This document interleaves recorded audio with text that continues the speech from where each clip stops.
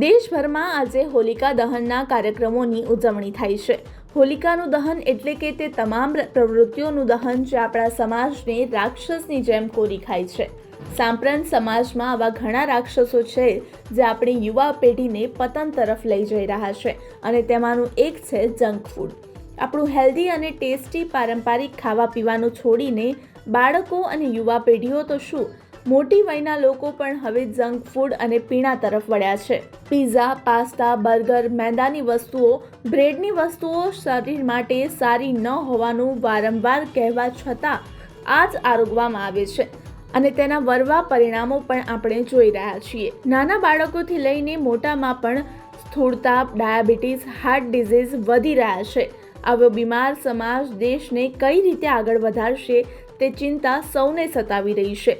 ત્યારે દક્ષિણ મુંબઈમાં કુંભાર મિત્ર મંડળે એક સારો સંદેશો આપવામાં પ્રયત્ન કર્યો છે। દક્ષિણ મુંબઈમાં કુંભારવાડા મિત્ર મંડળ દ્વારા નો જંક ફૂડ થીમ પર પિઝાના શેપની હોડી બનાવવામાં આવી।